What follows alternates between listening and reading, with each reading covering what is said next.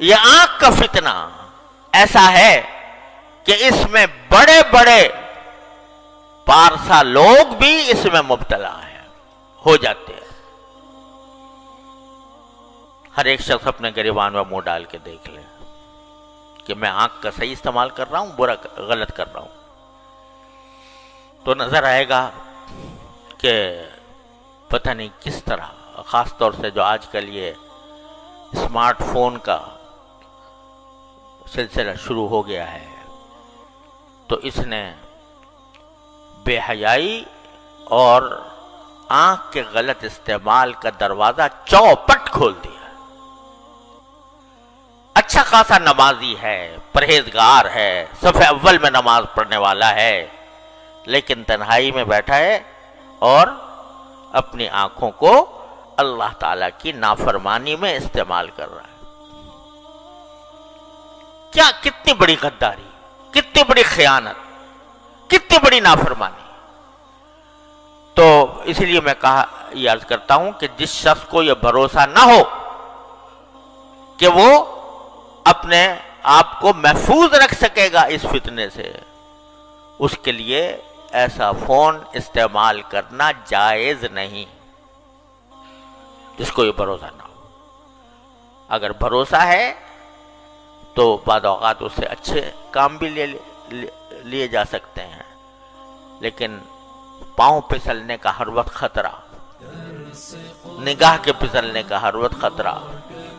لہذا بھائی کتنے دن کی زندگی ہے پتہ نہیں، کسی کو پتا ہے کہ کب اس کو موت آ جائے گی، تو اپنے اللہ تعالیٰ کی دی ہوئی اس نعمت کو کیوں داؤ پر لگاؤ، اس داؤ پر لگاؤ کہ اس کا غلط استعمال ہو گیا تو وہاں پکڑ ہو جائے گی اللہ تعالیٰ کی۔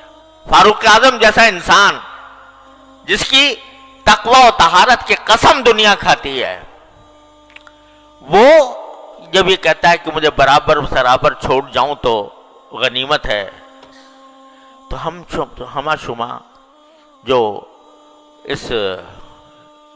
ان قسم کے فتنوں میں مبتلا ہو جاتے ہیں، ان کے دل میں خیال نہیں آتا، ان کے دل میں یہ خوف نہیں ہوتا کہ یہ جو ہم اللہ تعالیٰ کی نعمتوں کا غلط استعمال کر رہے ہیں، ایک دن اس کا حساب دینا ہوگا، ایک دن اللہ تعالیٰ کے سامنے حاضری ہوگی، اور ایک ایک نگاہ جو جس چیز پر ڈالی ہے اس کا حساب مجھے دینا ہوگا۔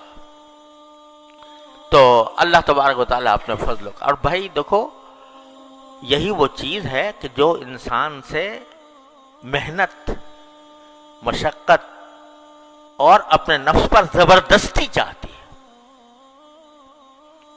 زبردستی۔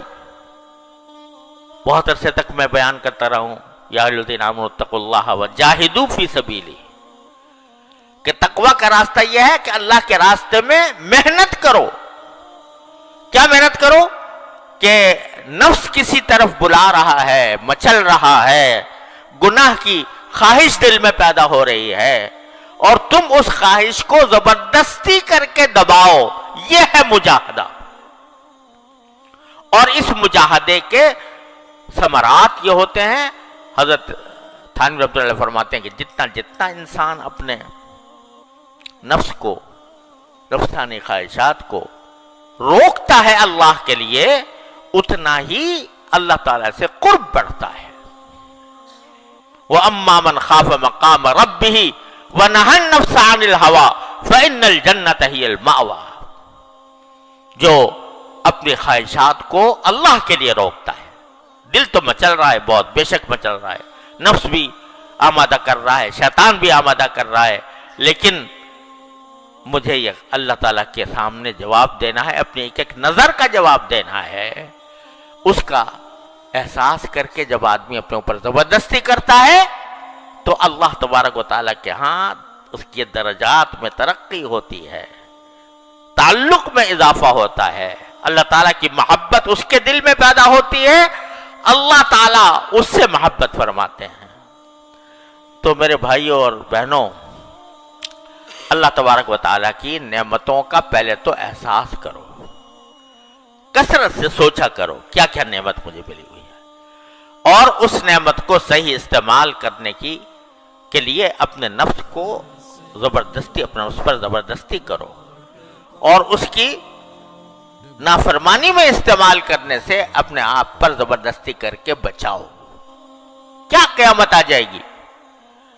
ایک تو تنہائی کے اندر بیٹھے ہوئے دیکھ رہے ہو کچھ، اگر فرض کرو سمجھو کہ اس وقت تمہارا کوئی باپ آ جائے، تمہاری ماں آ جائے، تمہاری بہن آ جائے، تمہاری استاد آ جائے، کیا پھر بھی تمہارا دل مچلتا رہے گا؟ کیا پھر بھی وہ خواہش جو دل کی ہے وہ اسی درجے میں برقرار رہے گی؟ فوراً بند کر دو گے۔ اب کیسے بند کر دیا بھائی؟